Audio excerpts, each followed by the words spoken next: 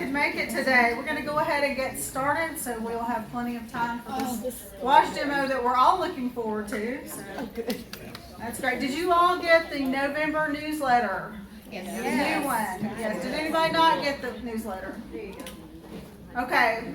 But just we wonder we have your correct email address, so that's good. I'm glad that everybody got that. Lots and lots of information, and I know that there were a couple of things that had been sent in to the newsletter team that did not make it into this newsletter. We're going to have it either a bonus issue or it will definitely be included in the next newsletter whenever that comes out. So some of them were not as time sensitive as others. So, but we will get those. We finally just had to say, we got to get this out.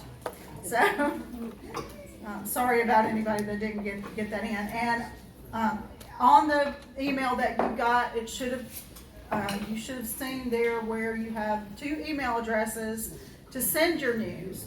If you have news, awards, shows, events, all of those kinds of things, please send those in to both email addresses, realhoneypaint@gmail.com and mbaanewsletter@gmail.com. We want to know and we want to brag on you. So, very good. Also, this is something I have been forgetting all year, which is ridiculous, to tell everyone, especially for the new members. We have a members-only Facebook page. How many of y'all are on the members-only Facebook page? Lots of you. Wonderful. So most of you know about it, but for the new ones or those who may not know, or some of you may not be on Facebook, but it is MBAA members, and you have to request to join. If you are a paid member, you can join. If you are not a paid member, you cannot join. So we monitor that and we moderate that. So that is a benefit for us as members. It is a place for us to share our work or ask questions, about tools. If you're wanting to start a new medium, you can ask whatever you want to ask there without it being public. And this is a private group, so anything that you share there, we can't share it out to the public. It's not going to be public. It's behind a private group. So anyway, but that's a great place for you to get to know each other kind of online, and it's just a good thing for a good benefit for our community. So please take advantage of that if you're not. And then also I want to announce today our slate of officers for 2025. I'm so excited. We've got such a great group. We've got some new faces that are going to be in this slate. And if any of you have nominations you would like to make from the floor, we've announced that at the last couple of meetings and through email. You are welcome to do that, but this is the slate. I'm going to read it to you. Obviously, the president and the past president are all automatic positions, so those will de facto be for next year, but the rest, and then treasurer will be Denise Hamilton, who has been our treasurer-elect. And so those are automatic positions, but the rest will be voted on. President next year will be Susie Caffey. We're so excited that she has taken that responsibility for next year. Yes. And I will be the immediate past president, and the president-elect will be Martha Fulghum, which we are just thrilled she agreed to do that. So. And then the Vice President of Membership, Delana, can remain in that position, and she has done just a magnificent job this year. Just very organized, and have been so thankful for her all year. So, as I have with all. The Vice President of Programs next year will be Madison Fail, or that's who our slated person is. Very excited to have Madison come on board. The treasurer will be Denise. The corresponding secretary will still be Jenny. This is our slate. Obviously, I said you can make nominations from the floor. Our recording secretary is going to be a new member, Pam Benoit, has agreed to do that. Many years at UAB, and now she's going to serve. And she can type. That's the requirement for for that particular position. So yeah, have to be able to type and keep up with people talking. So yeah. Our member at large is Janet Sanders. Will be Janet Sanders, and we're so excited.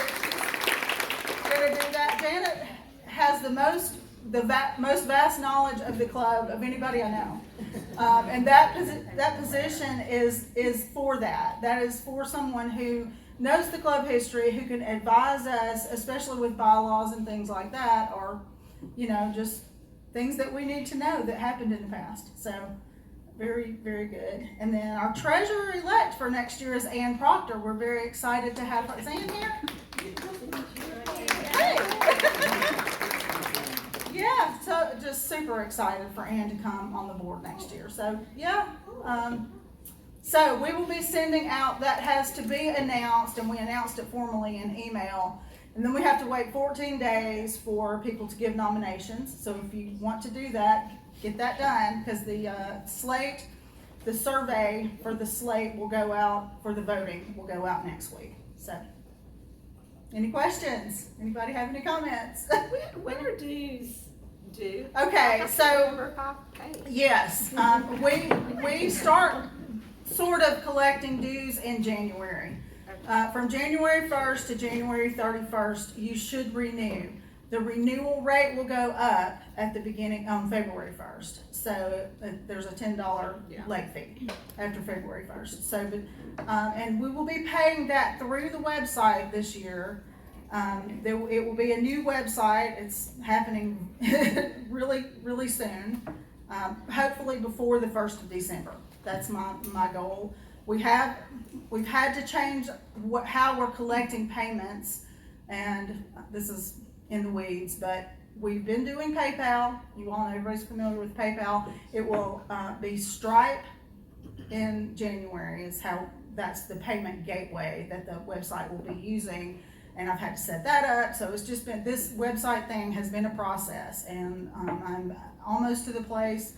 The last thing to do is connect the Stripe to the website and launch it. So we are, what? The bank account. Well, we're connected to the bank. Yeah, we're connected to the bank. Bank accounts are connected to Stripe. All that's set up and ready.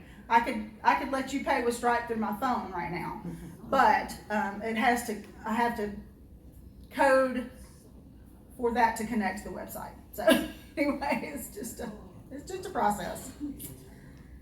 Lots of hours this year working on that website. I know lots more than I did when I started this project, but anyway, it's good. It's good. I like challenges and new things. So anyway, and then Madison has a couple of announcements. Actually, I have 3. Sorry. Oh, okay. Oh, we'll allow you 3. Look at that. Come here and get. Okay. So, thing 1. Let's do thing 1. Thing one. So, Get behind the thing so you'll be on the video. well, I'm loud enough, but. No, I'm not worried about that. I want you to be on the video. Okay. Hey. So, all of y'all know our friend and fellow member, I think he's still a member, Caleb Clark, works at Alabama Art Supply. Caleb, who is also an extremely talented actor, performer, is starring in terrific new theater's production of Stephen Sondheim's Sunday in the Park with George, which is the inaugural show of their brand new space downtown across from the Red Mine. It's really, really wonderful. If you don't know the musical, it's about George Seurat painting his famous painting, and Caleb plays George.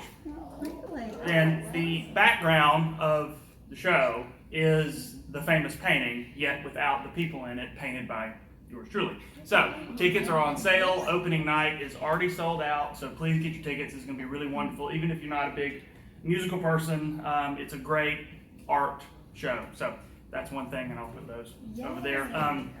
Thing 2, Andy's not here today, so I'm going to pretend to be Forstall. The Sip and Shop at Forstall is on November 23rd, okay, 11 a.m. to 3 p.m. We're going to have raffles. They're going to be raffling off all kinds of stuff, and we're doing lots of demos there's going to be gumbo, which Philip makes, famous gumbo, and wine. So come by, say hello. It's gonna be a lot of fun. So, and thing 3 is I'm doing a abstract floral workshop in January. It should be a lot of fun. So that's on the website now, and I've got some cards for that if anybody is interested. So those are my 3 things. Awesome. Thank But you. yes, also though, back to TNT, this is really great for the community, for the arts community. This is a brand new facility. They've spared no expense, so definitely go and support. So. Yes, and along with that, my friendly reminder to support our local art stores. We all need to be doing that and keeping our local economy booming, especially, and it's so great that they have these supplies there for us to go look at, use, experiment. Just they are so good to support us. They've supported us with door prizes and through our spring shows, and we definitely want to give back to them and always thank them. Always thank them when you go. Say, I'm a member of Mountain Brook Art Association. If it's Alabama Art or Forstall, and thank them for supporting us. And then another reminder that I sound like a broken record on, but you must have attended 2 meetings through the year in order to be in the show. So this is the last one for this year. We'll have one in January, and that will be the last one before the spring show. You can also, another way to fulfill one of those requirements is we sent out a link in email about filling out a survey with your gifts and talents other than art. So we need volunteers for all kinds of things through the year. So if you fill out that survey and you don't just say, I have no other gifts and talents, if you actually give us something tangible that we can use, that will count toward one of your one of your meetings, show requirements. So be sure and do that. We've had lots of people, yes. What are the dates of the show? The show is the first weekend in May. We've kind of settled on that weekend for various reasons, trying to avoid Mother's Day. We were trying to avoid the football, A-Day games or whatever. Magic City. So there are just a lot of other things, and that seems to be a great weekend. This year, we killed it with sales with our show. It was crazy. There were people just everywhere. I mean, y'all that were here, yes. I think that's the same weekend as the Harding show. Does that No, impact y'all? no. We might have artists who would participate in that, but that's fine. We still are. We have 152 members now. We just continue to grow. We have 2 new members, but we only have how many spaces for the show? Well, like 55 or 60. So there are enough of us, hopefully that will fill that. So membership, Delana just gave me this. We have 152 members, as I said. We have 2 new members since our last meeting. Is Leslie here? Leslie? Yeah. Would you stand up, Leslie, and tell us just a short bio and tell us what medium or mediums you work in? Okay. I grew up in Homewood, then went to school in Atlanta, was an architect there for 40 years. Wow. And just came back about 5 years ago to caregive my mom. And she passed 2 years ago, so I've been painting ever since. Wow. And I've been painting since I was a kid, and that was what I wanted to do. I didn't want to be an architect. I'm really happy now. I work in a lot of different media. I am working in acrylic right now. I'll probably get back into watercolor. That's sort of my favorite medium. But Madison, no wait, there's only so much space in the class, so I need to just shut up. And right now I'm trying to get my website revised, or I took a 6-month hiatus because I exhausted myself. So I'm getting back into that and picking up on social media. So I know I haven't met many of you. I'd love to connect with you. I'm just at Leslie Hare on Instagram, and it's LesleeHare. And I'm really happy to be here. I've been trying to remember to apply for about a year. Yay! Thanks. We're glad you did. Welcome. Oh, Don't think, And I yes. can help with WordPress. Oh, yeah.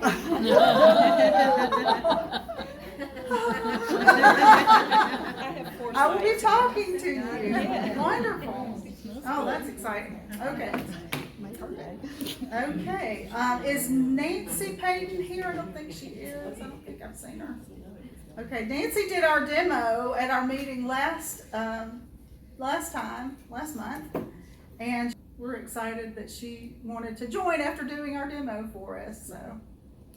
Okay, and then I'm gonna let Charlotte come up and give us a brief accounting of what we have in the bank. Very great. I don't trip over the tripod.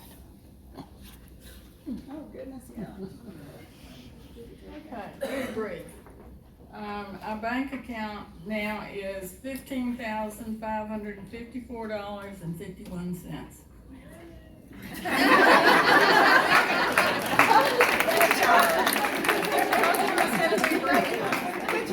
We are in really good shape financially. We are gonna, this is something that I can announce today. We are gonna go up on dues next year because the reason we're in such good financial shape is largely due to Janet Tillery's gracious gift in her passing to the club. And we were able to sell a lot of those, but that's not gonna be an income that's regular, so we can't depend on that. And we have just gone, our club expenses have increased, just like all of your, everything expenses have increased. So we will be raising dues, and we may have to go up on show fees. We haven't quite decided on that as a board yet, but we have discussed it, so just be aware of that. I think in the, let's see, I've been a member since 2009, I believe. And I don't think we've gone up but one time on dues. So this is a, if you're a member of any other associations, you know that we're still pretty reasonable even at $50. So yeah, it's a good association and lots of benefits. The demos are are worth that, right? So, and then we put them on video for those who can't come. I want to introduce our show chairs for next year. Sarah, yeah, y'all are both here. Lois Mash and Sarah Crook are tag teaming it, and we are, yay! We are just thrilled that they're going to be doing that. And Sarah has experience in the past organizing a show, and Lois is very capable. She has run her own business for years, and so we're just very thrilled that they have taken this task on. We had a nice meeting last week and went through everything, so we're looking forward to their leadership. So very, very thankful for that. Does anybody have any questions? Did I forget to do anything? Don't forget, I have something to say. And she has a question. Question? Yes. A question about, you said the last meeting is January? Yeah.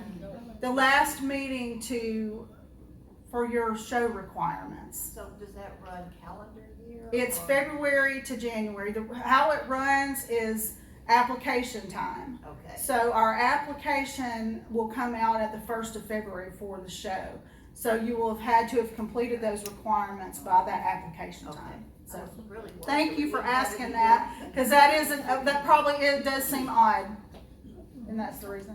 One little announcement. I'm Carol Carmichael. I know a lot of people, but I'm having an open studio next Thursday at my house, and one reason you might like to come is I've kind of cool studio if you're ever thinking about maybe doing one. But should I just say my address if you want? Yeah. It's 34. Or find me after the meeting, but it's 3491 Tangle Creek Estates Drive, and I'm gonna advertise it on Instagram. I was about to Facebook. say, yeah, Okay. you can text me and I'll put it in the members on, or you can put it in the members Yeah. only group. It's gonna be next Thursday from 1 to 6, and just come by, no pressure to get anything, just come by and see. It's a free studio. Yeah. I've seen pictures, but it's gorgeous. It is. Yeah. Any more questions? I have a question. Yes. So if we fill out an application to be in the show, Mhm. and you only have 55 spaces, what happens if you have more applicants for spaces? Well, it's first come, first serve. So, that it's important to get your application in early. We also have to filter through who has met the requirements, and so that's how we do it. So Will the application come in the newsletter, or? it will be on the, sorry, I got the frogs this morning. It will be on the website. The application will be on the website, and you will be notified. Yes, you will be notified when that will go live. We'll probably announce it at the January meeting, and also through email. Give you a heads up of what day you need to be ready to go. Can you remind Yes. us of the January meeting date? I don't know, do we have that yet? Yes, Okay, what, do you remember what day it is? I can tell you in a minute. Okay. Yeah. Lynn did schedule those, bless her heart, she's been so great, she's been our senior member at large this year, and that's one of the tasks that person's job responsibility is to schedule the rooms. 16. January 16th, Thursday, January Is it 16th. always a certain, like the third something, or? We try to do it on the third Thursday. It doesn't always work, like months that have holidays and things like that we try to work around. Or if the room is not available for us, we have to work around that. So, but usually we try to do it the third Thursday. Is that another morning meeting? It will be a morning meeting, yes. Any other questions? Yes, Anna? I had those handout of Janet's. Yes. Yeah. Oh, where are those? In my bag. Okay. Where? You can just pass them out, I think. We have Janet's collection that she left to us, Janet Tillery's, was vast. I mean, there was just a ton of stuff, and one of the things were just like Xerox copies of some of her work. So we're just gonna pass those out. Don't think that we could really sell those. So we're just gonna pass those out for all of you to have one. So, Etta, bless Etta's heart. Etta Uri has stored this whole collection at her home.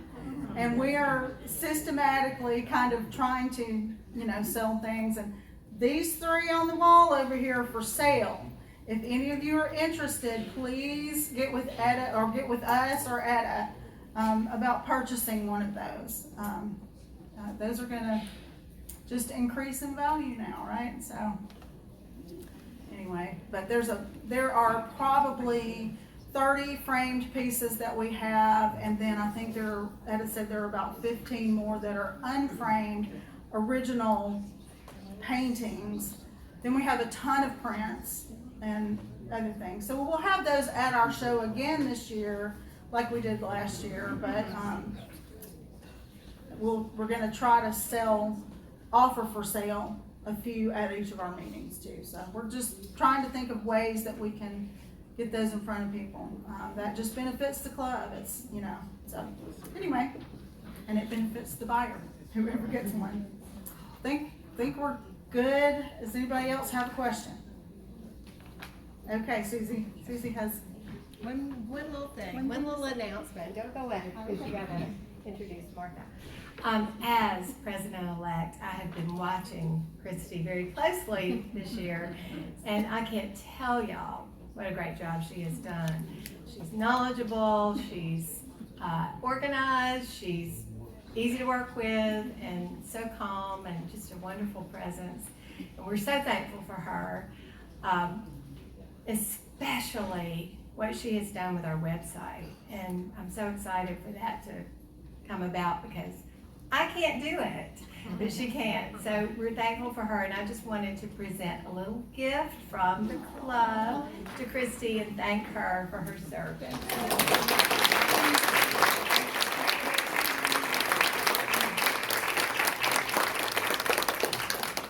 As I said, this is the best art association around. And it's a privilege to serve, because it has meant so much to me.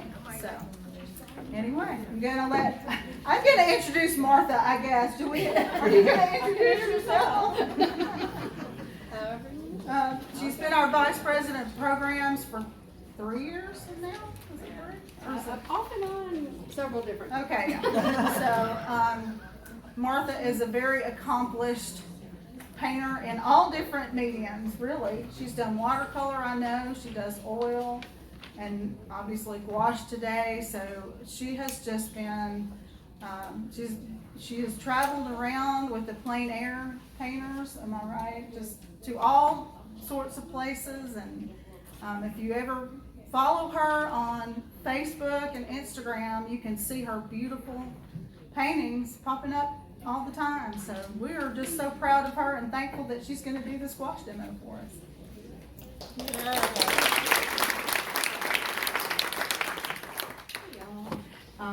I'm going to ask Madison to help me out. He is going to run my slides because I've got a little slide presentation and then I'll start painting. But I thought some of y'all might be interested in taking a few notes because there's a lot to learn about gouache that I've discovered. So first I want to tell you a little bit about me. I'll be quick.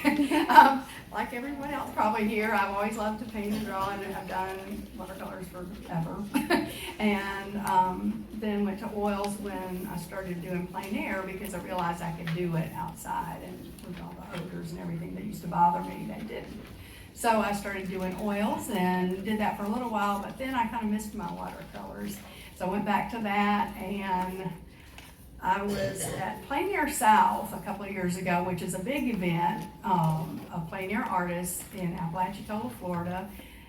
And we had a wonderful gouache artist there, and he got me excited about doing gouache because he just made it look so easy. And I had bought it before. Who has bought it and been frustrated? Okay, who has done it and done pretty well with it and been pleased? You raise your hand. Kathy Ferris does very well with it, and several others I've seen. So it is a learning curve, but you can learn it. And there's a few game changers that I'll tell you about. That's one of my pieces I just finished at Plein Air Fairhope. It was a 5-day event, painting outside, and then you turn all your work in for a show.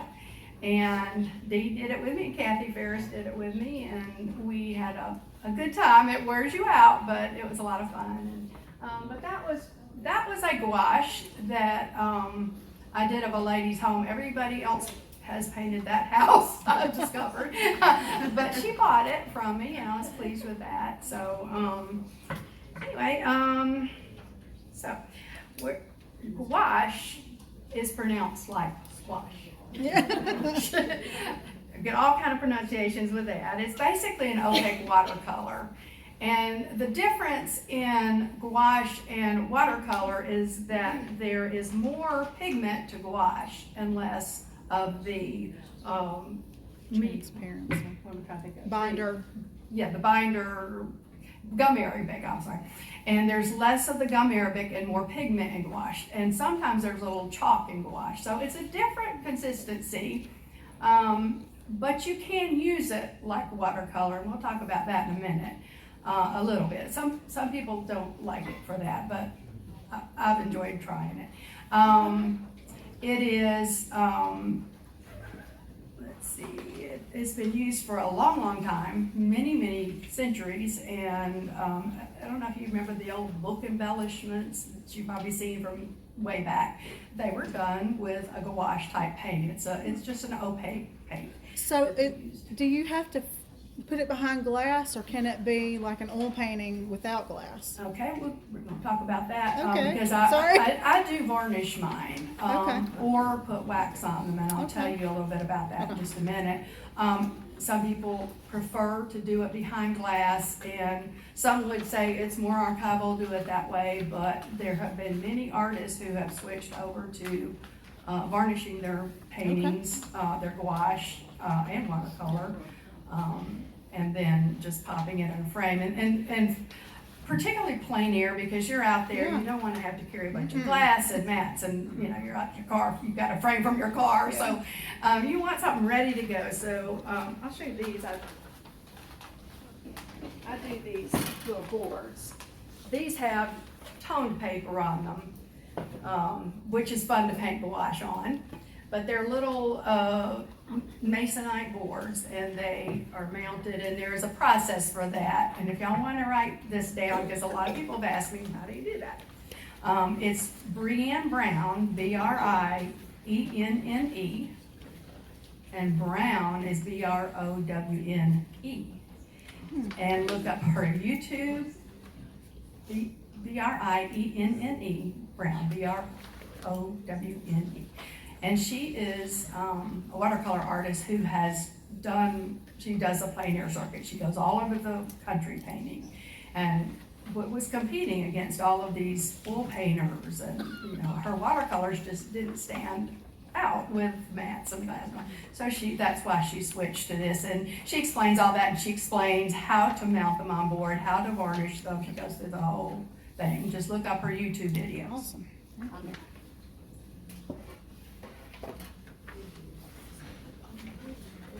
So this, I want to show you, this is, I don't know if you can see it when I do like this, it's varnished on the top and not on the bottom. Yeah. Can y'all see that? Yeah. The difference, because when you're painting in gouache, you'll notice that the darks dry lighter and the lights dry darker than when you first put them down. And that leads to a frustration to some people, but once you do it enough, you start to get used to how much light, and how light to get it. You do need to go a little lighter, and you do need to push the darks. But it can be brought back with the varnish. Do you see? Can y'all see the difference? This would be like freshly painted on the top, and then the bottom would be. We can pass this one around. Martha, is it a special kind of varnish? It is. I've got several kinds of varnish that I use. I like several different kinds. One is Brienne Brown's method, which is an archival. I use an archival spray. It's Krylon. You can come up and take a picture of this with your phone. I spray them, and her method is to spray them in a sequence. She explains all that. But she actually sprays the gloss first and then the matte. She said when she did the opposite, it kind of made a film. So she does it that way, and then she puts this Liquitex varnish on to give it a glossy sheen. Now when she's at shows, she will just spray it. And I've done that before and just turned it in when you're in a hurry trying to get painting, especially her, we're trying to do that. Another way that I like is to spray it with the same varnish. I just do, I have done the gloss or the matte. I just do it. You do that to seal it so that when you put any kind of brush varnish, it won't pull any of that gouache off. Once you spray it with that spray, it is waterproof. You can drip water on it. Oh, wow. I would do a couple of coats if you wanted to be sure about that. The one you passed around, was it glossy? That one I passed around. I sprayed the top twice. Mm-hmm.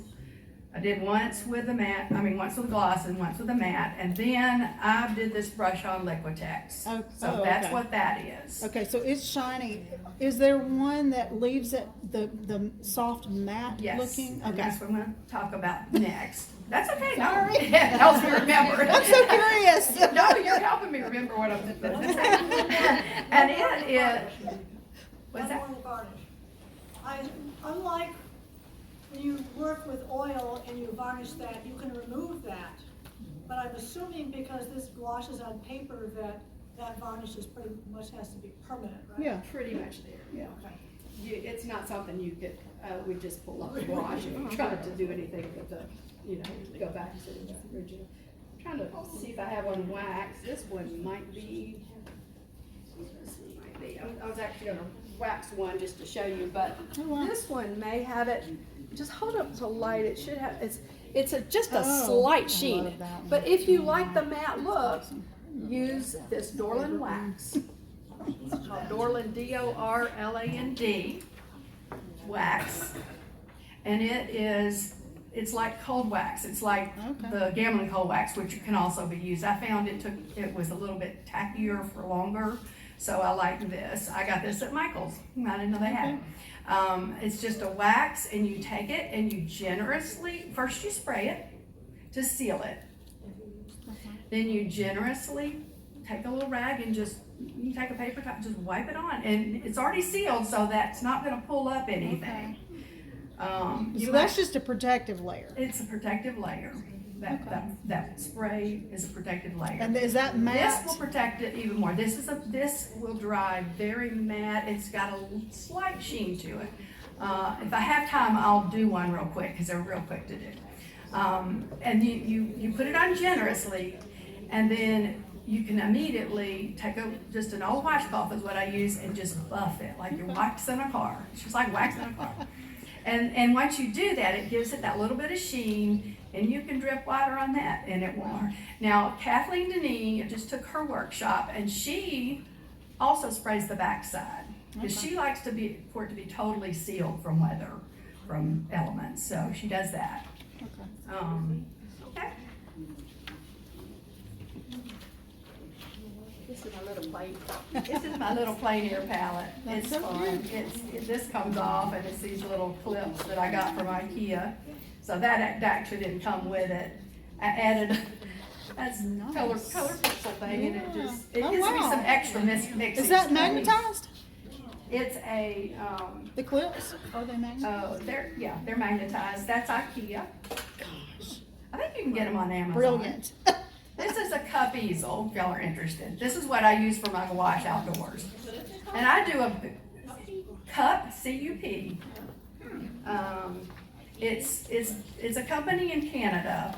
They're a little expensive, but they do a Black Friday sale right after Thanksgiving. So if you're interested, watch Now that. is the time. It's all magnetized and very well made. But this is where this snaps onto the magnets back here. And I use a little press and seal when I put my gouache out, because if you don't, you're going to have it all on the lid when you open it up. So you pull that off and just throw that away. But that's my colors. They're the basic colors for a limited palette. That's what I use when I'm out. I do have a couple of convenience colors, and they are a burnt sienna. Or I've already actually got one there, so it would be probably a burnt umber. Press and seal will keep that from drying out? The press and seal just keeps the lid from getting gooey. Now it might help. Okay. So this is sealed enough to where I can go for a long time with this just like it is. Amazing. And I'll tell you why. If you just left it there in a week or so, it's gonna start, it will start getting kind of gooey.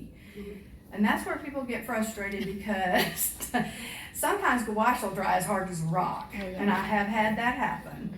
I did all the mistakes, so I'm telling y'all so you don't have to do all the mistakes. Is that the one that you posted a picture of on your lap in the car? Yeah, in my car studio. I paint my car when it's raining outside. It's just, there's a little Amazon thing you can hang over your car steering wheel, and a little cup holder with a tray, and I have my whole setup right there, and it's all little, so I can just sit there. I did it a poured down storm during the PACE convention. Everybody else was out in the lightning and thunder, and when I'm not going out there, they were under a tent. And it was monsoon and lightning, and so I wanted to paint, and Leslie did too. So Leslie sat here with her setup like that, and I sat here and we painted in the car. You do what you got to do for playing here. So let's see if where it gets I am. hard, can it be reconstituted, or is it just When it dries hard, now I have had it just become where it's crumbly and cracked, and then when it gets to that point, sadly, it is just about spent. You can use it a little bit if you wanted to use it for you. It does a little bit. It's gonna be a mess, and it's gonna be frustrating. You can use it for like base washes, because I do some washes to begin with. So you can use it for that. I would just get rid of it, but I'm going to show you how to save it so you don't have to worry about it cracking. I have not had it crack in a couple of years now. There's a trick. There's a couple of tricks. So let me see where I am in my notes. I did that. Okay, I was just going to talk about what I like and what I don't like. And we've kind of covered some of them. What I don't care for is that it does dry fast. But what I do like is it does dry fast, because I'm out in plein air and I want it to dry fast, because you want one layer to dry before you put another layer on it. I'm bad to be in a hurry and not want to wait for that, but it does help because it keeps you from pulling up the layer underneath. It tends to be okay to just kind of paint like you would acrylic. So that, let me get situated here. Let me see where I am. The other things that I don't care about it, certain brands and colors I've noticed, and y'all may have too, grows mold. And the reason it does, it's not the paint. It's probably because you use tap water to put in your, okay. So ever since, and so someone told me to use distilled water, so I bring it in little bottles like this in my bag. And I usually bring an empty one too, just to dump my dirty water in. I don't like to leave it out. Distilled water is the trick for that. Okay, I'm going to show you the game changer for gouache though. There is, let me see if I have a picture of it.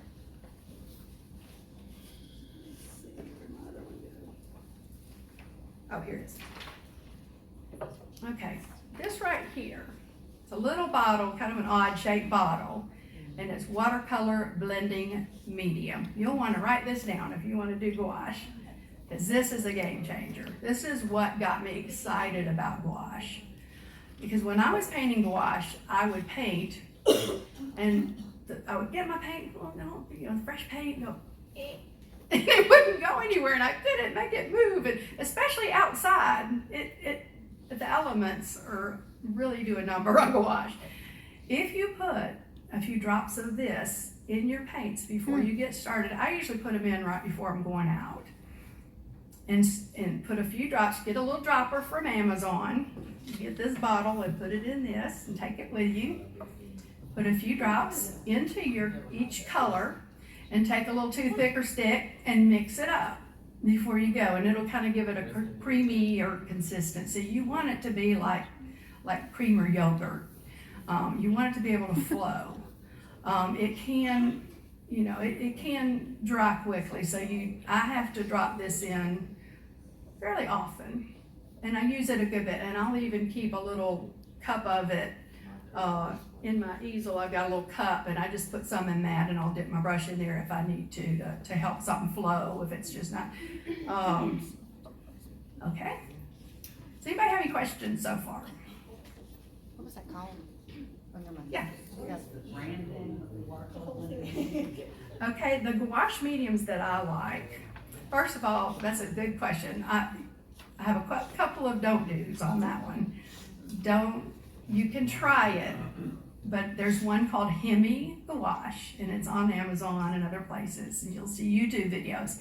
It's a different binder, and it acts differently. I haven't tried it. I shouldn't badmouth it, but everyone I've seen says don't do it if you're serious about gouache. The ones I like are the known brands. Forstall carries them, Alabama Art carries them. What I will caution you about though is they also carry acrylic gouache. That's different. Acrylic gouache has acrylic in it. So acrylic gouache will not reconstitute with this. It dries like acrylic. And so you want to get the regular gouache, and they have plenty of it. They have other brands. There's Holbein, Winsor Newton, M. Graham. Let's see, got the list here. There is, what are some others? Can you think of any others? I can't think. Lucas, Turner, M. Graham, Holbein. There's different ones, but those three, the Holbein, M. Graham, the Forstall or Alabama Art will both have those. And you just go ask for the gouache, tell them you don't want acrylic gouache, you want the regular. Which one do you use? I use the regular gouache. I use a combination. if I see a color and like it, I'll get it. I'm that kind of person, but I'm not brand dependent. They're all good. All of those are good. I haven't found any that I just don't like. I just go for the colors that I want, and if one doesn't have it, I'll go over to the other display. Yes? I've been using, canvas board for Yes. watercolor and gouache. Uh-huh. And I've read where you really can't use canvas because it will crack because of the flexibility, but the board is stiff enough to Okay. hold it. And I might have missed that because I was a few minutes late. Okay, no, you haven't. I'll talk about, You use that, I've noticed most of yours is on paper. I'll talk about that. That's a good question. Here's some other things that I use. One of them is, you can use a canvas. I don't know how well a canvas would do if it's primed. Anybody ever? I've never done on actually like an oil paint, because sometimes they're primed with something like that might repel the gouache. You need it primed or But- cold. It's got a good tooth to it. Yes, well you can paint on, here's what you can paint on. You can paint on watercolor paper. I mount my 140 watercolor paper because it's kind of thin for plein air and for doing framing, but you can practice on it. You can practice on these mixed media sheets. I've just taken them and just painted on them. They're thick enough to take it, and if you wanted to later put it in a frame, you can always mount something on the back of it and do it that way. Is that Strathmore, the mixed media? Yes, I'm sorry. So Strathmore makes the mixed media toned papers. They have a blue one, a black one, a beige one, and a sort of a gray one. And they're good because you start out, you'll see, actually if you go to the next slide, we'll see, I think one. The one on the right is toned beige. It's kind of a beige paper. Okay, go to the next slide. I think the one in the middle. Those are not, those are, okay. Go back one, Madison. Okay, let me finish this. This is Canson, and it is a watercolor art board, and you can use this. Paint on it, pop it in a frame, just cut it to the size you need. They do pretty well with and they'll take the varnish well. You can use smooth surfaces. Some prefer smooth. You can use texture. I wouldn't do a real rough, I don't think, but you can use, like Arches 140 is fine. With cold press, I've used it a number of times on my boards. Did that answer that question? Is there any others of that about I assume boards? you could use the 300-pound watercolor paper. Oh yeah, you can use any you can use the 300-pound. When Brienne mounts her, she suggests like a 200 or more, but I have put my 140 on there and it's done fine. As long as you can get it to lay down smooth, and that's a whole nother process, so I won't get into that. But okay, so let's go through these. The one on the middle, I did tone it first, so you can tone them and then paint over it. That was kind of a yellowy color. That was done in plein air. And it was a real quick sketch that I did at someone's house. The one on the bottom left was done for a fundraiser for Lahaina. Yeah. When they had the bad fires down there. Larry Moore did a huge fundraiser. Artists from all over the country could send in paintings, and then they would auction them off. You donated your painting and they auctioned them off, and so that's that. And that's all gouache. Okay, go to the next slide. So the one on the right, the one on the right, that's mostly done as a watercolor, but it's all in gouache. Sometimes I'll do my skies with the watercolor if I have my watercolors with me. But that was a real moody play. It wasn't real bright there. It was kind of gloomy, so I kind of painted it that way. But it's a beautiful place. It's a beautiful painting. But so you can do it as watercolor. That's personal preference. I prefer it. Just, I'm trying to work toward, because I tend back to my watercolor tendencies and get it too thin. And that's another thing I want to talk about. When I am painting, I do a tiny bit of water to make my paint move. I'll put it out, I've got to show you what it did. On the paper? This is called a Trends On, I think. There's other ones, but this is TRANSON on Amazon. They have these little sealable palettes. This one I'm going to use today. I put a few convenience colors in it. It's just another one that I'll bring sometimes to paint, but I put the, the plastic again on that. But this one seals real well. It's got a silicone seal on it. And it clips around that edge. That's nice. But when I paint, I will block, I'm gonna show you all this when I paint. I'm gonna go ahead and start painting. But this I use to block my brush on. I try to get all the water out before I pick up any paint. Okay. Because if you don't, you'll get a real watercolory, and you may not want that. So that if you want a good thick consistency, that's what you're going to do. But you can use this. This thins it without making it watered down. So that's why it's a game changer for me. Okay, let's go to the next one. I'll try to speed through these a little bit. I'm going to do the one on the right. Y'all saw the one on the left. Okay, Madison. Okay, these are artists to follow, and if y'all want to just take a picture with them, you can with your phone. They're really good artists. James Gurney, I've followed him for years. He did illustrated the Dinotopia series, which is a wonderful book. That's an illustration from it.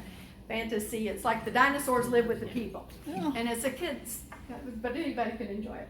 But he does beautiful gouaches, and he goes out all the time and does plein air. And as you can see, even just things like water towers, whatever, it's a shape. So he paints Look these. at that tiny brush, that's so tiny compared to the he's size just- of his hand. Yeah, he's just doing the final details, I think. But he'll take colored pencils, like a white pencil, to get that glow sometimes. You can use colored pencils. You can use these acrylic markers. I bet you could use pastels. You can, and you can use colored pencils. You can use these. I'll pass this around. Kathleen Denise told us about these. This is like a silicone thing that you can apply and do like fence posts, things like that. Pass that around. Just get how that feels. Okay. Next slide.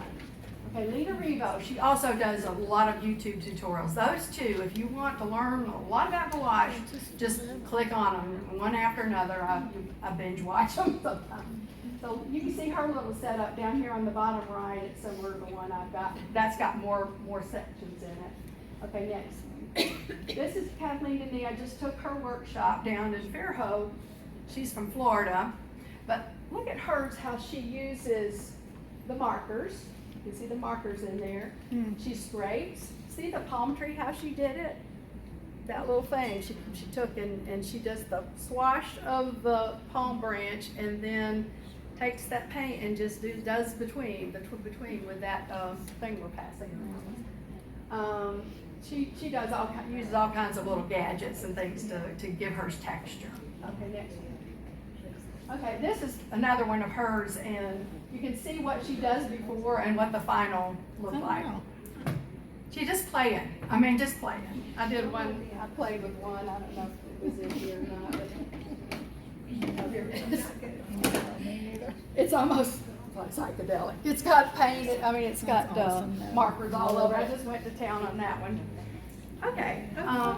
Next one.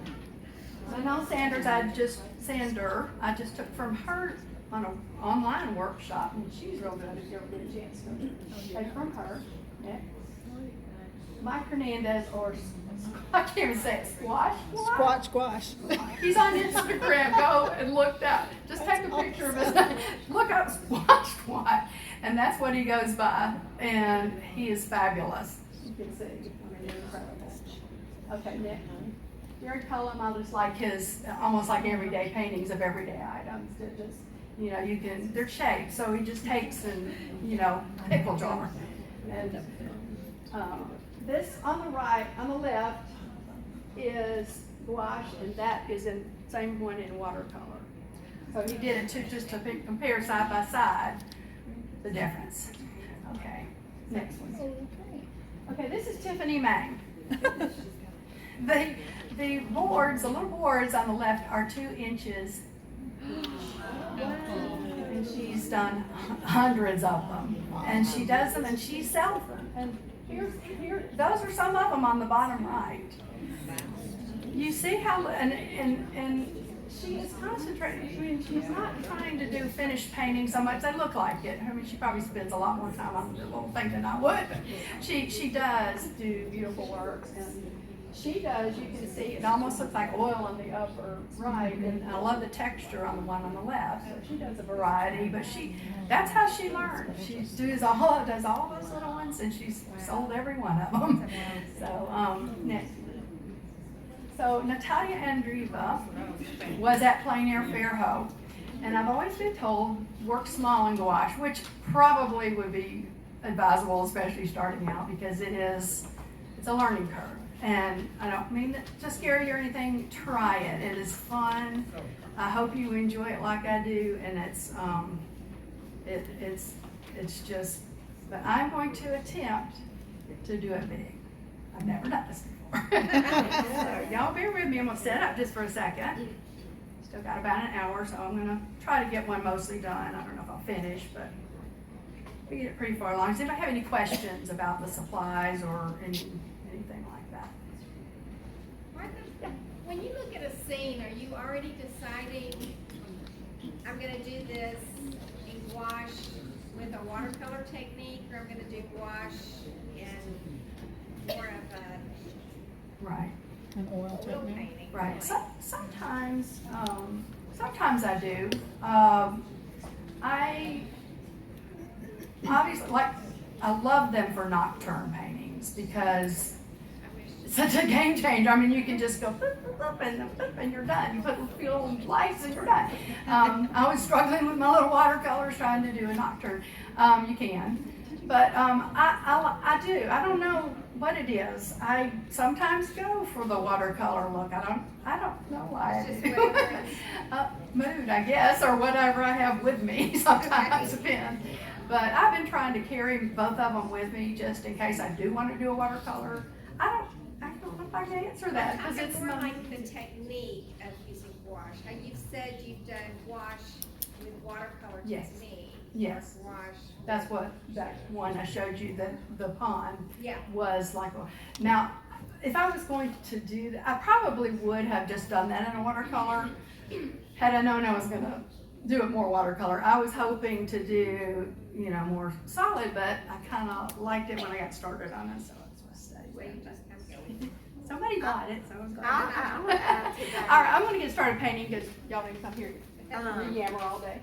I would add to that, Martha, like to your question. Yes.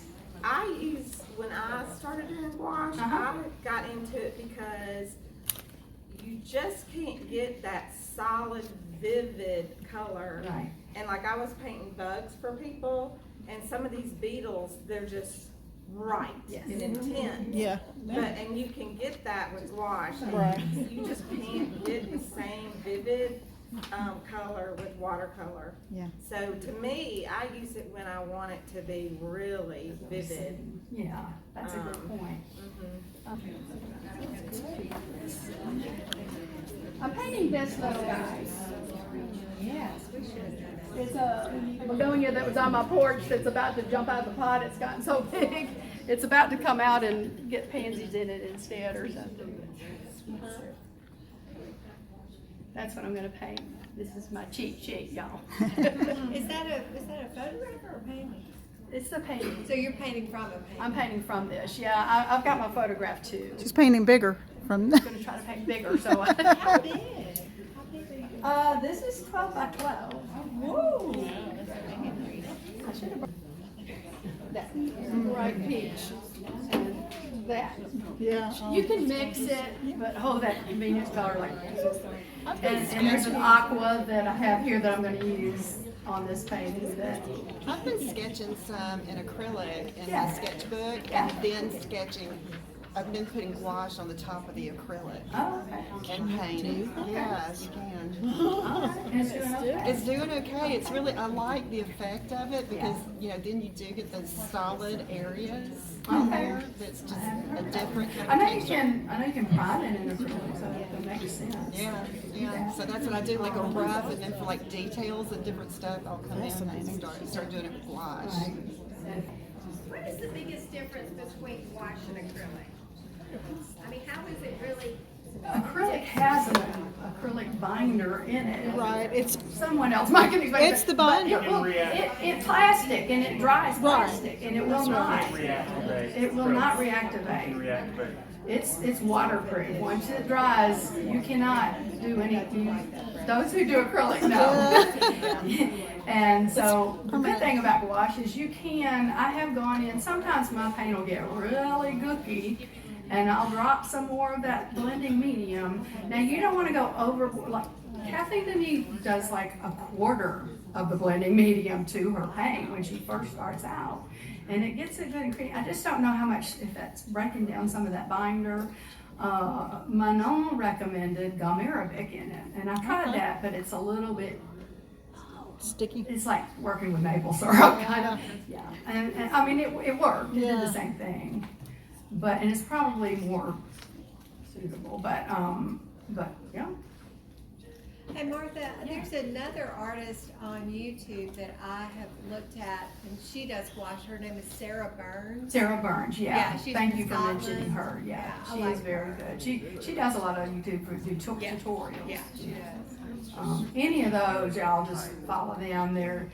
They're full of information. That's where it goes from, or a lot of it. This is a dog bowl. But it's great. Close it up, close it flat. I just got that from Amazon. But normally when I'm out plein air, I just use a little cup, just one of those collapsible cups. So, but I brought this so I wouldn't have to change my water so much. Distilled water. So you use distilled water for everything? Yes. Yes. I do now. Have you tried just regular filtered water? You can use, what did she say? It's filtered water, I believe. She said you can also use that. It's the tap, it's the Probably the chlorine. She said Yeah. don't use spring water. I don't know. Those who know about water, let me know. It'll be up there, and so here we go. So I primed it. Now it's upside. Now it is upside. Okay, I don't have to paint upside down. I'm kind of glad about that, but I would. This is on my porch, like I said. I'm going to start with. You can. One thing I did not mention that you might want to write down. You can go dark to light, light to dark, back to light, back to dark. It's not like oils where you usually start dark and go to light. It's not like watercolors where you go light to dark. You can go back and forth and play and do as needed. Wipe out stuff if it didn't look right. Wipe that part off and start again. So it's nice because it is forgiving. I like that. I do too. Especially unless they're very picky and want it a certain way. So not that there's any of those in here. Y'all just let me know if you cannot hear me or can't see. I know you won't be able to see what I'm doing here, but if you want to walk up and peek over from the side for a minute, you can do that when I get going. So did you use something that's already primed, like pre-primed? Oh, no, I drew it off last night, and I just put a little bit yellow where I wanted just like a little yellow underpainting. I'll tell you this, Kathleen Denise puts wild colors underneath her. She'll put compliments underneath. She'll put, which I want to play with that some more. I just haven't quite gotten there yet or done it much. But she and Manon, a lot of them will, or some of them will do that. They'll put the compliment and then leave little bits, just like y'all do with oil sometimes, and that'll just sing. These little bits of color will come through and just be beautiful. Okay. So I gotta get on. Okay, let me get things like I normally have them. Yeah, my water. Yes. These. Okay. All right, on this painting, I did start with my darks because I want to get in some good strong darks around the planter. And I know y'all can't see the reference picture. I'll try to flip it around for a little bit because I'll probably use the painting to go by. But y'all, can y'all see that? Or you can get up and move. Did it go away or is it still there? It's there. Okay. So that's a little begonia, big begonia. So I'm going to just start with, I've got in my palette, this is a cool and a warm blue, cool and a warm red, and a cool and warm yellow. The lemon yellow and the cadmium. Lemon yellow is the cool, cad is the warm. I think I used quinacridone magenta in this one, and then that's the cad red light for the warm one. And then ultramarine, and that's a cobalt, well, no, wait a minute. That is, what is it? Something that's warm color. I just switched to it, so I can't remember the name of it. But any warm blue, often I use cobalt, but this is a different one. Anyway, I can't think of the name of it. I got that written down if you need to find out. Is it cerulean? It is not cerulean. Phthalo. Phthalo blue, but it's the green. There's in parentheses green, and there is a parentheses red, is it? I'm not familiar with it because I just started using it. But anyway, it's the green one because you don't want the red one, as she said. So I'm going to mix. This is going to be quite a challenge because y'all, I have not painted this big, so I'm going to mix a lot of paint. We'll see how that goes. We like being guinea pigs. I think I'm going to just do it on here. I think that's going to dry it up too much. I'm going to get a lot.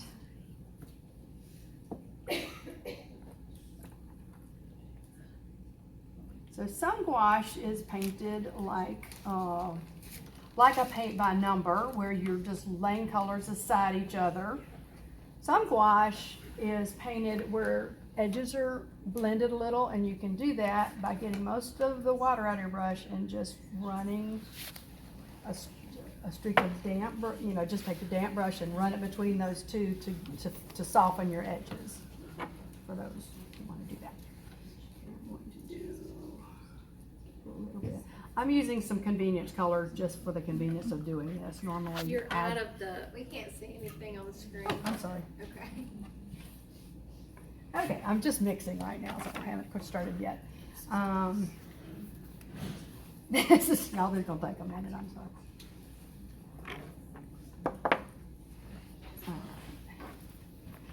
I'll just leave this washcloth next to here so I can blot it good every time. And I do 2 whites because with 1 white, it's going to be a mess after a few minutes. So I try to just keep a nice white in case I need it. I just mess up white fast. I don't know if y'all do. Okay, let's see what we come up with here. Anywhere close.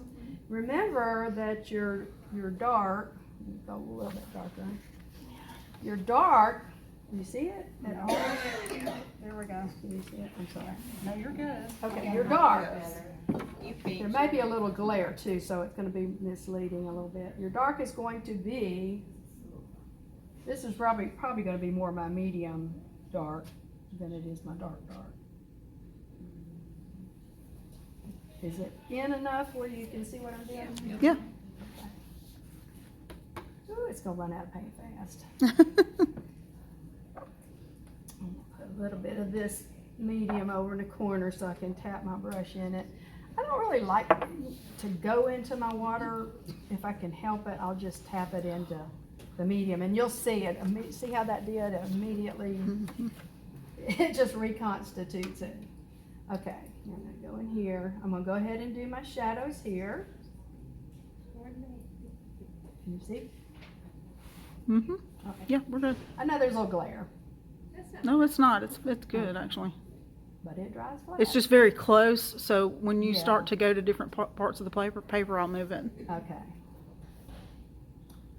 Martha, are you using a synthetic brush? I am. That's another good. Thank you for asking. Cheap brushes. They work well as long as they're flat. Or, the flat ones. Not as long as they're flat. You can use round ones. Flat ones, round ones. You can use different sizes. You can use cat's tongue. You can use any. But a synthetic brush works better. Here's what you want it to do. You want it to have a snap. These are a little bit cheaper because I needed some big brushes, but it needs to have a little bit of a snap to it. That helps to not be so frustrating and be floppy. Let me see where I am.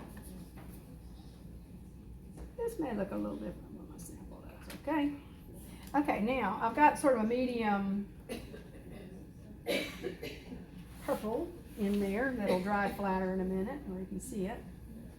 I'm gonna probably keep this as my dark there, and then I'm gonna darken this side a little bit since it's the back side of this pot. This side is reflecting light off of the railing, so there will be a little bit of reflection in that shadow. So I'm gonna darken this a little.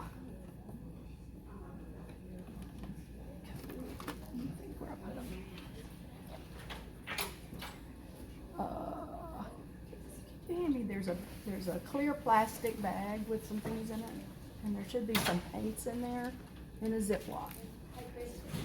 This? Yes. So there's some paints in there. I had to bring in some of my convenience colors.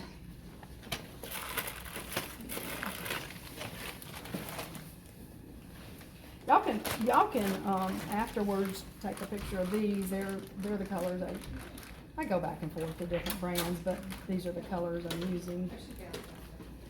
I'm gonna get a burnt sienna because We'll see. But first I'm gonna look and see if there's other places I can use that color, and I know that my railing, my railing is the same color just about in value, so I'm gonna go ahead and do that. There we go. Now the whole thing's in there. Good. Do what we gotta do. Yep.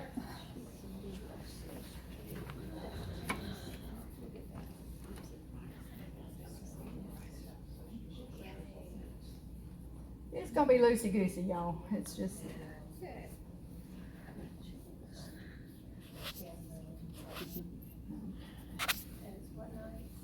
If it looks wonky, that's because I'm right up next to it. I'm used to backing up from my work.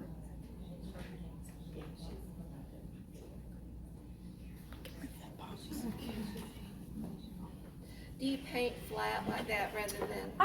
When I'm out doing plein air, I'll have it propped up like that. It really doesn't matter because it doesn't run. But if I'm at home, I'll prop it up enough. My art table's slanted, so I'll prop it up enough where I can see it. But I sometimes work flat if I need to. Good. Yeah. This is where I'm gonna start boogering up my white here. 'Cause it's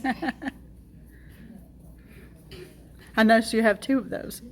that's what I put two of them for. I'm gonna lighten. Martha, did you do the painting that you're referencing? I did.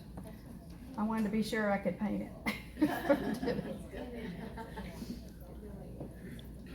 Still not sure if I can remember this. Yeah. Martha, how much paint are you setting out, like in diameter? Kind of. I mean, I may have to replenish it pretty soon. Get a little bit of. It's gonna be a good bit lighter. Yeah, I can see that's on the stay wet is already dry. Yeah, it's in a lot of places. It doesn't want to. Yeah, I tend to kind of use this kind of stuff, or my glass is what I really like on my little plein air palette, because it doesn't dry. Well, it's easier to blend, and it does stay constituted a little bit longer. Okay, I'm gonna come down here with some lighter of that color. Go ahead and do my shadow down here. Ooh, let's see. This gets confusing because there's a railing and then there's a back side of the railing. Okay, here we go. Yes. Yeah, did I not move it too much? Slidey got this one. Sorry, Mom. I'm so used to. All right.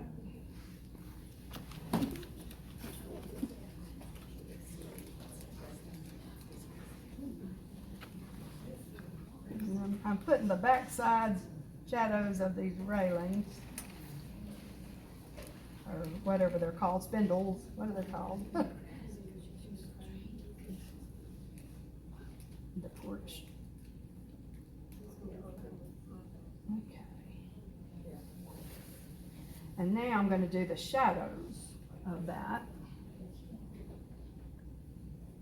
I'm leaving right next to it, it's going to be really dark. It's going to be dark green in a minute.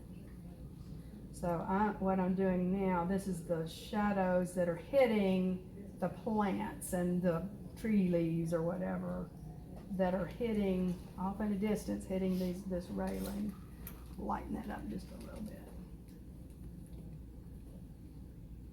And I'm just going to randomly hit those. And connect it to the shadow there. They'll each have a shadow.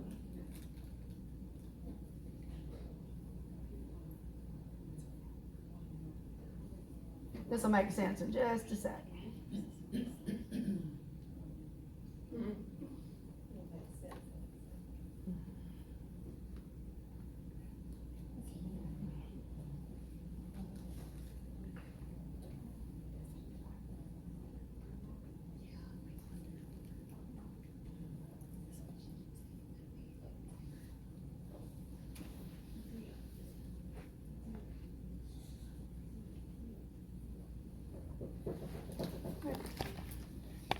All right.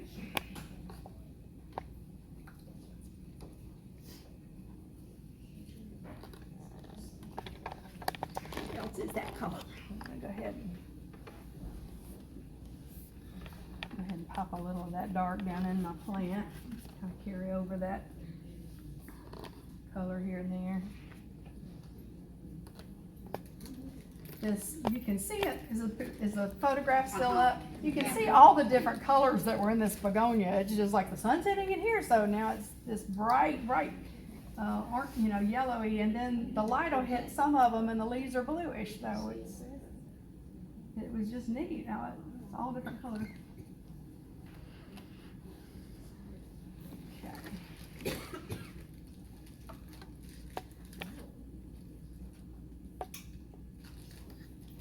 Alright, I'm going to get some darks on my planter while it's still thinking of it. I'm going to actually get a little, I'll take that thing away so I just don't use it.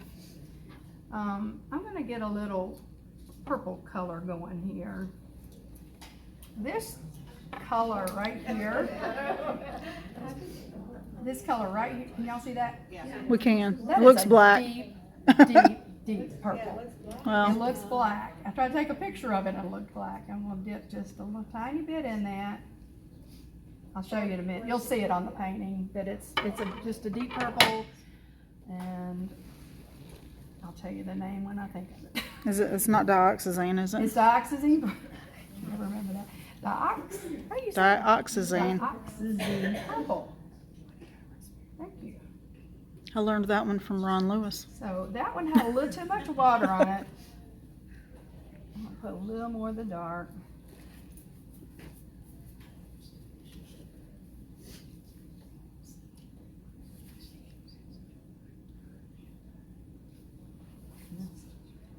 Coming up, I can't see it. And I'm gonna kind of blend that, which is nice about it. When it's wet, you can do a little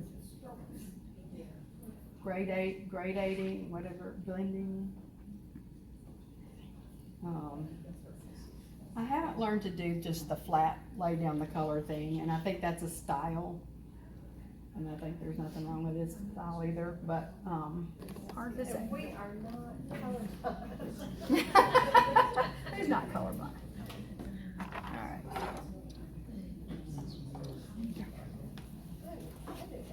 It's really sort of an ultramarine. Oh, Yeah, it is, I mean, it is ultramarine is mostly what I use. Yeah. On the other painting, I put some greens, I think, in it. It's a little bit greener. So I'm gonna go probably pop that in a little while. I just want to get my color on there, and then I'll play with adjust that part in a minute. I'm gonna hit a fun color. Yeah. Turquoise, I like turquoise. I'm gonna put it right here. It's not gonna look turquoise to you, but it will in a minute. When I hold it up and you can actually see the color. It's just a subtle turquoise, it's not a real bright turquoise. I promise it's just.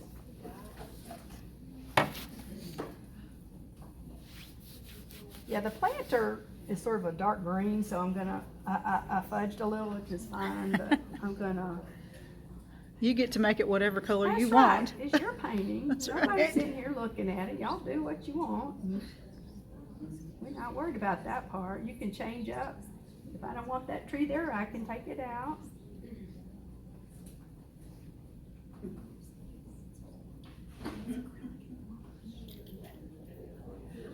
It's amazing.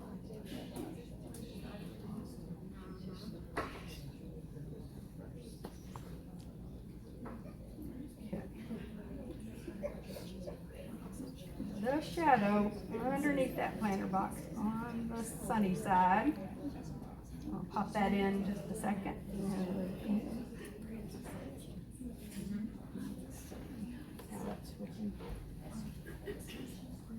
While this blue is still wet, I'm going to put a little bit of that purple in my blue. Hold this up so y'all can see. Can y'all see that? I just popped a little bit of purple in the turquoise.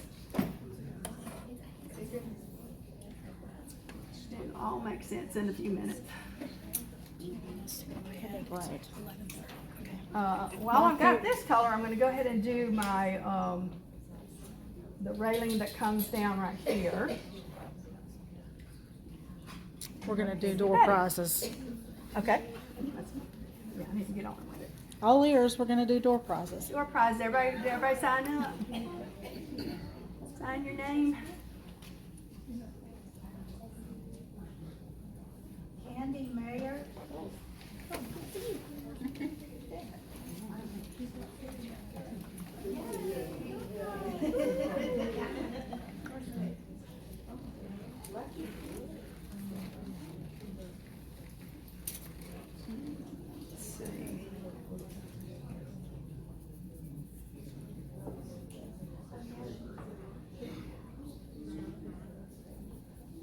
I'm gonna hit this this deepest, darkest color of my planter with a little bit of I put a little bit of red in it, just a little complement.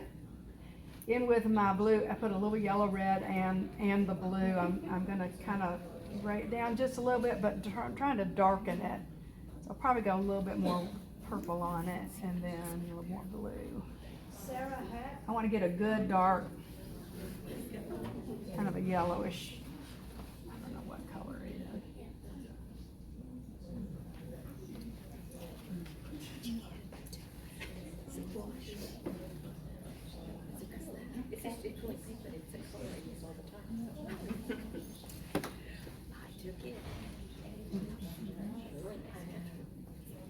Okay, I'm gonna pop some darks of that down into the plant in the darkest part. In here, I just played with some different colors that I see down in there. There's some deep reds, and there's some deep greens and blues and. Charlotte. David. On your light areas, I tend to, if I have a light area like this, I tend to leave them light because I have difficulty, even though gouache is opaque and white, I have difficulty if I paint a light over a dark, I can't get that bright white that I want, or bright pink or bright whatever light color. So I try to leave that unpainted. So you're gonna see me painting around a lot of that right now. Got him my white.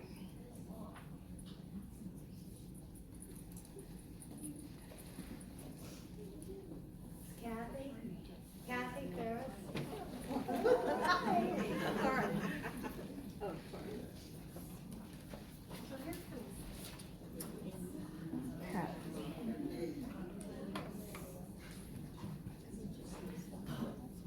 You have to do the not fun stuff before you get to the fun stuff sometimes. Hillary, prints good to all of y'all. Okay, now I'm gonna put in some dark reds. That's too watery. Y'all saw how that was, I don't know if you can see it, it's kind of transparent. I don't want that. This magenta is very transparent, so I'm gonna have to take something and it's still very transparent. I'm gonna have to take some colors and make that not so transparent. I don't care for that. Okay, it's okay. Paper towel. It's okay.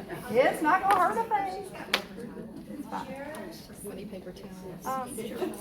Sorry, let's see, we'll add some spots up here. Should I just throw water? Okay, all right, let's see. You come off and you can come off. Yeah. Okay, it does dry. I'll try not to do that. I'm not used to this little bubble. I'm not used to it collapsing, so.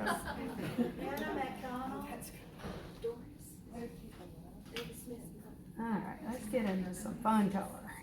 Get that red going.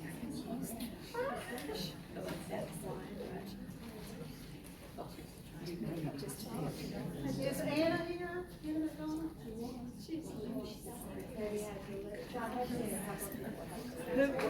What name did she say?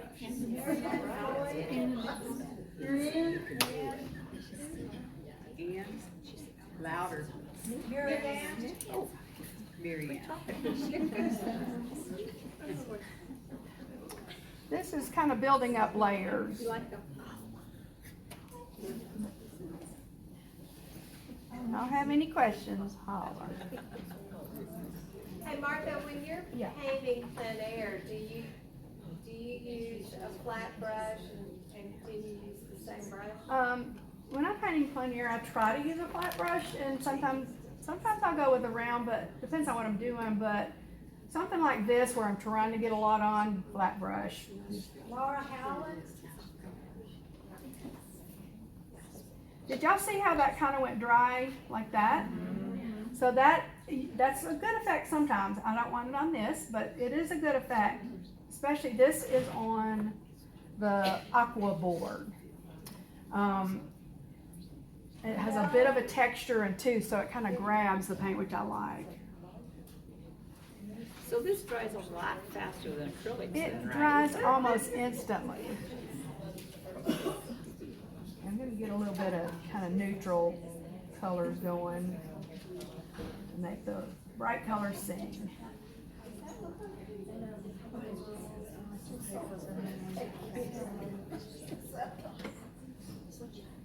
I can see why you would use watercolor for sky then, sometimes. I do. I don't. It's something. It's grainier when you use gouache a little bit. It has that a little bit of heavier pigment or something, and so I do skies usually with my watercolor if I have them. I'll use gouache though. It'll work.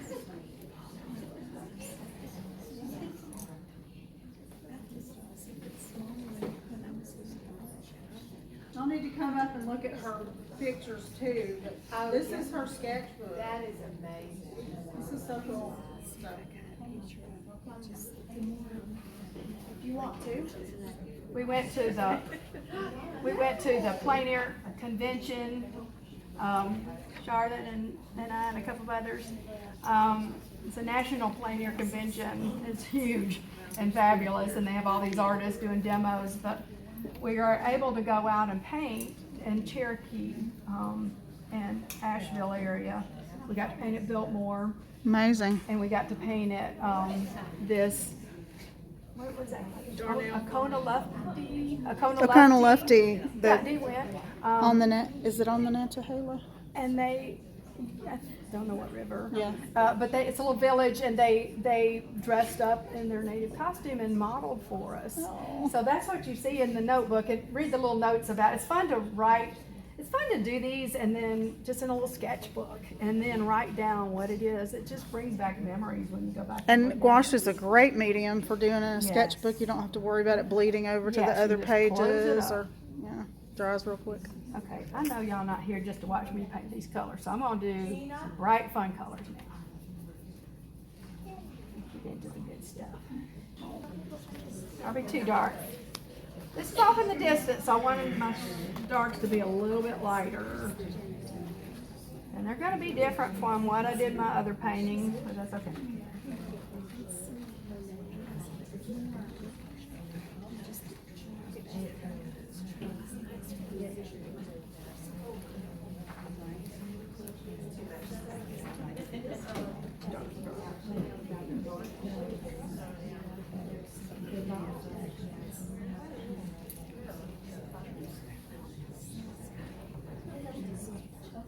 I see I've got a few convenience colors in here I'm just popping in because it's easier. I could mix them if I want, but it's gonna take some time. So. Never heard that word convenience color, but it totally makes sense. I have a lot of mixed.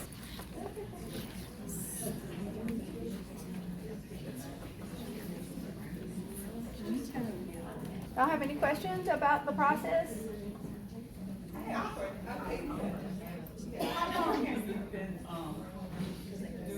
How long have you been working in gouache? About 3 years. 3 years. Yeah. I used to do acrylics a lot. I did a lot of murals for 15 years. So I was used to acrylic and how it works, so that probably helped. But I'm still learning. Yeah.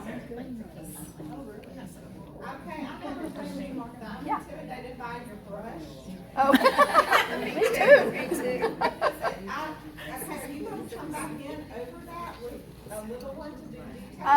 I can in a minute. I'll come back.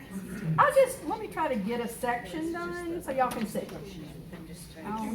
I'll get this area, try to go ahead and get it done how I would do it. I'm gonna go ahead and do this area right in here and finish it so you can, and maybe this over here so y'all can see how it looks when I pop in the light colors. Martha, I'm gonna add something for the club. Go ahead. At this recent plein air event we did in Fairhope, the best in show was the gouache. Oh, wow. Martha painted 5 and 4 of hers were gouache. She sold them all. Wow. So gouache is really, Collectible. yeah, especially at this plein air, and people are painting larger now. Yeah. Just in general in the plein air, they're starting, I mean, we start to see, gosh, some of those canvases were like 11 by 14. Wow. I think there was a 16 by 20. She did, yeah, big. They were this big. The one. Yes. Yes. Yes. Thank you for pointing that out. So I just, gouache is definitely a versatile, but becoming very popular. And people were buying them like crazy. Yes, Natalia Andreeva, that last one I showed that it was framed, that thing was this big. And there was amazing, it was that garden center one, and I mean, it's full of detail, but it was just crazy how I don't know how she did it that fast and plain her. And she did about 4 of them the whole week. That big. Wow. Yeah, anyway, okay. I'm gonna get some fun colors on here. Let's go for fun. Let me get, so this is my little plein air travel paint brush set. This one is, I got some other paint. It's a little expensive, but it is worth it. It's a Jack Richeson, Richeson. But look how cute. James Gurney recommended these. They're little short ones. And they're great for plein air because you can tuck it in your bag in a purse or whatever. I like little stuff. And it's just for gouache or watercolor? Yeah, gouache or watercolor. Yeah. You want me to hold it while you? What'd you say? Jack Richardson brush set? Yeah. Just With for the little, watercolor gouache? yeah. Little, Yeah, little it's not an hands. oil, it's a synthetic. Sometimes the brush wants to split on you, especially if it's a cheap brush. Yeah. I just try to deal with, just once you get enough pigment in there, it kind of It closes goes back up. together. Yeah, I mean, it's just part of it. Yep. It's like acrylic, it Yeah. just has to meet your brushes. Okay, pink. Some pink in here. Yeah, I want this color. Mm-hmm. Some of this color. Okay, here's a tip. A good tip for gouache. Okay. When you mix your pinks or other light colors in gouache, try to go for the yellows to lighten up. Because if you go for the whites, you're going to get the chroma, the brightness of the color will decrease a little bit, and it won't be that. It can be, might not be that bright pink you're looking for. Right, won't be vivid. Right, you can use convenience colors, or you can, to mix it, I put a little bit of yellow in with it. Still mixing, it's kind of I love that corally color, so I'm gonna put some of that in my darkest flowers. That's my favorite. I'll run out of paint in a minute, so I'll have to get some more. I need some, what's this? Here.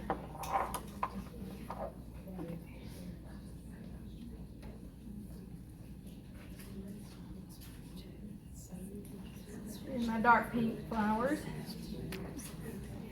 Flowers, you kind of, these begonias are just pops of them here and there, so they stick around. They're so pretty. Bit.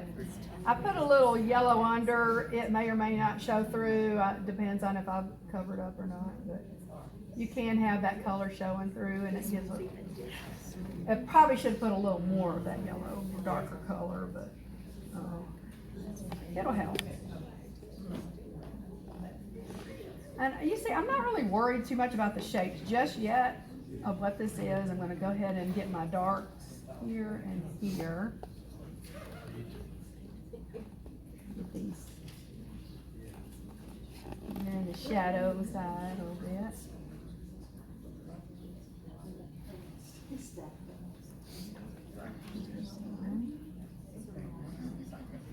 Okay. 15 minutes. Think I can get it done? Yes. Sorry, I'll post it later. But Yes. Let's see. I'm going to do the lighter pinks now. I did the white, but I'm going to do some of the yellow to lighten it. Is it? Somebody asked what a convenience color is. Oh, convenience color. It's a color straight out of the tube, like these are convenience colors, because you could maybe mix that. You might not be able to mix something that bright. Yeah. I mean, sometimes you just can't get that bright. Anyway, it depends. But it's there for your convenience to not have to mix it especially plein air. You want to just be able to jump in there and doing this. Be able to jump in there. That's not the right color. I'm going to go with. I am going to put some white and some of this magenta because I got it a little too orange.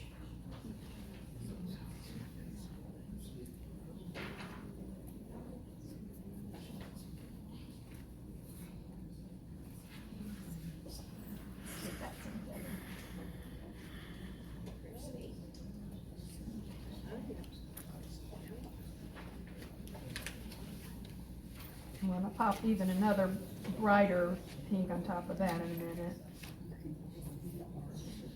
Actually kind of fun to do these.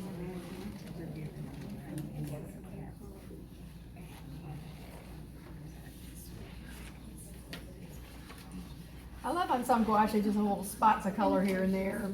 Just carry the color somewhere and do a little pop color. Okay. I'll hold it up real quick so you can kind of Starting to get there, yeah. get there. I'll do a little detail on the flowers and right in here so y'all can see how to do that. So I'm gonna put one more of the pink, one more layer, and I am gonna use my white. I didn't say you couldn't use white, but with that magenta, that pink, you just, there is a convenience pink that I like to use because it is a great color. But that is a very cool. In that bag. With the white in it, you can see. What's the convenience? Yeah, what's the name? Here, I'll get it. Wherever the bag of paints is, here it is. Look in that bag and you can tell it the color. Okay, I'm guessing it might be this one. Is it in there? It's not in there, y'all. I will post it. Okay, that is. With the painting, I'll post that's it. not it. Where are you gonna post this? I will post it on our MBAA. Y'all look at It's that. not in here. Post it on the Facebook page. Yeah. That's what I'm talking In the about. members. MBAA, is that okay? Or the other one. Or the main one, yeah.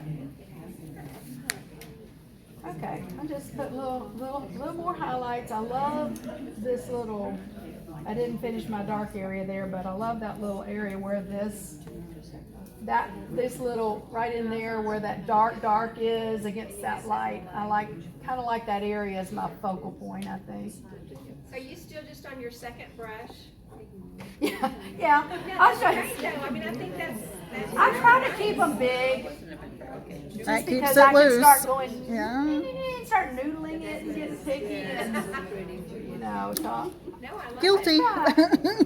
Okay, anyway, let's see. Oh, some of my leaves. I'm gonna get a little bit of the white with the color I already mixed for my leaves. That's too much white. With the color mixed for my leaves. Pop a little yellow. I love this kind of leafy green. It's a really bright green. Again, I'll put the color.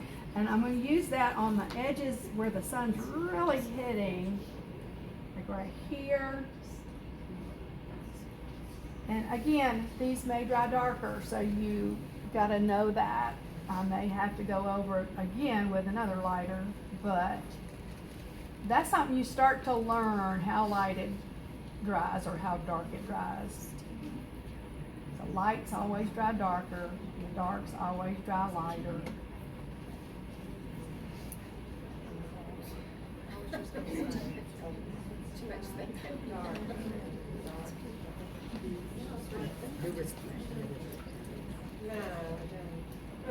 that make sense? It hurt my brain to figure it out. You'll figure it out as soon as you start trying to do it. Yeah, that's what happens. How do mediums dry?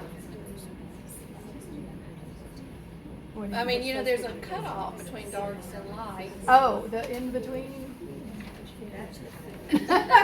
Actually, they all go toward that medium, and so you have to really be aware of that. Like that dark, I had to overdo it to make it that dark, and then I really probably could have even popped some more light on that, but I need to put that little shadow. But on here, do y'all see I put a little bit of another color, kind of gradated that a little bit, just because there was a shadow going across there that was real subtle. And I will go in along in here and do that color here. I just didn't do it. And I'll get it all done and post it for you. Okay. A few more lights, and then I'm going to fix these flowers. I'm going to show you detail. I'm switching brushes. I'm going to do a round brush this time. Still got to stay big because this is a big painting. So he's not huge, but he's pointy. And he can give me see the little veins? Can y'all see that far back? Or maybe you Put can it see them underneath that lens. There. Yeah. Thank you. Can y'all see that? Okay. See the veins? It's kind of distorted up there as far as the color, but that's what I'm getting ready to do next. Is I'm using this, and I'm going to do some really pops of. color of that green. I want a light green. I'm skipping around so much that there are things that are not looking that great, but Is that how you normally paint? Just I don't know. Well, normally I'd go finish my darks. I would finish my darks, then I'll adjust, and then I'll go to my lighter.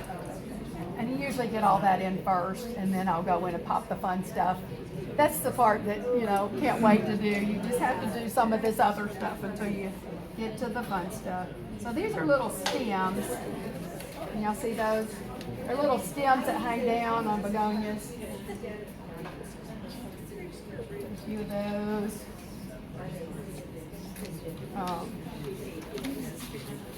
Little pop of yellow for the centers. They're very abstracty. I like them. Yeah. This I would probably finish that dark right there because I really want that to pop right there.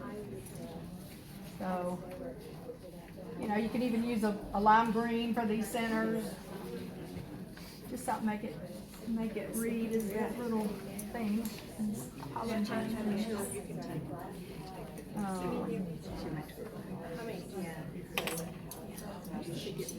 to time to end. What else can I do? Let's see. Oh, sometimes I'll take something like this pretty turquoisey color.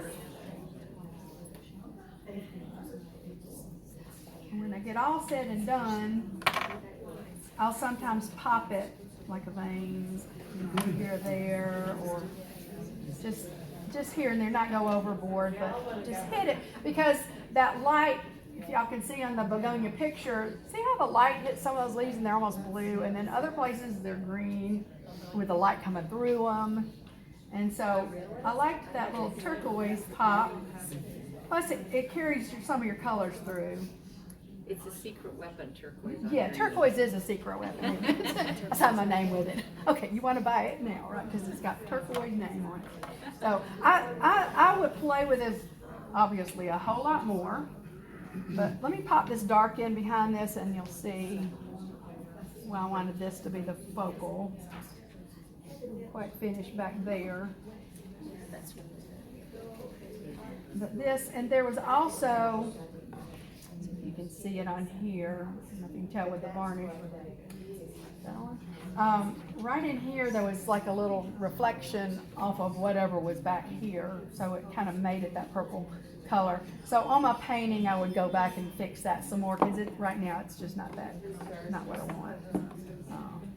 But that's the idea.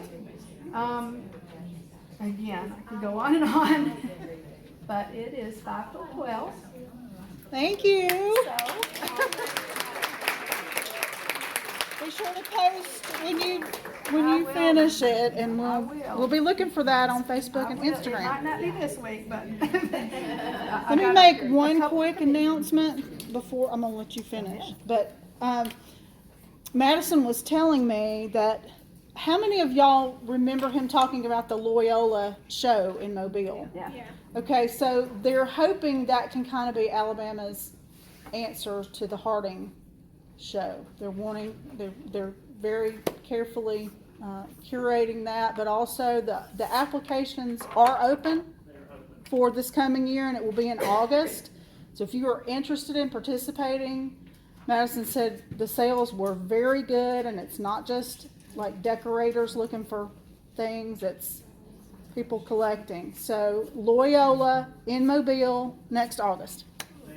They're active on Instagram, and the application process is through Zap.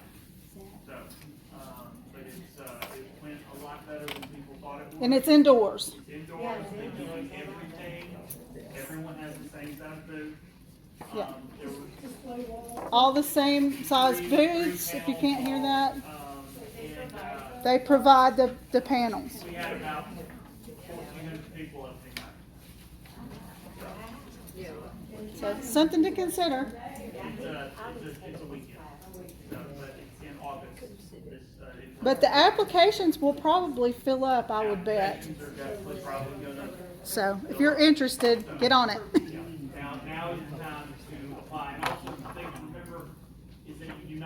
to submit work that is going to be in the show. You just have to submit your best examples of your work. It doesn't have to be work that's available. So, I would Thank you. highly suggest why.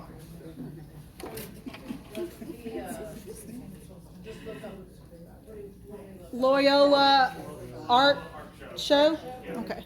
They have a website, but they're really active on Instagram. I see flowers. Yeah, good. I do too. Flower show. That's awesome. Yeah. Just gonna do the railing here real quick, cause this is like a puzzle right here, y'all. We're trying to get this I'm gonna figured out, and then, oh, you did it. then, Because the bottom corner was I'll cut probably off. soften those It's a good little, now. but- Alright, wait a minute. Get my dark.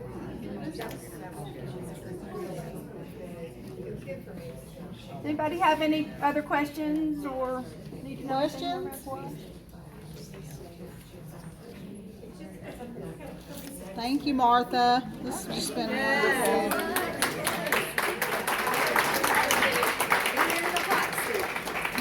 Yeah. Yeah. Some of them asked me to do this. Y'all have never done a demo of my life. So, thank y'all for being with me. You can be on the demo circuit now. That's right. Yes, you too. You should Hubby have your come. own YouTube. I know hubby will be Teach you how to okay. do this. So I think I still have some lead on me.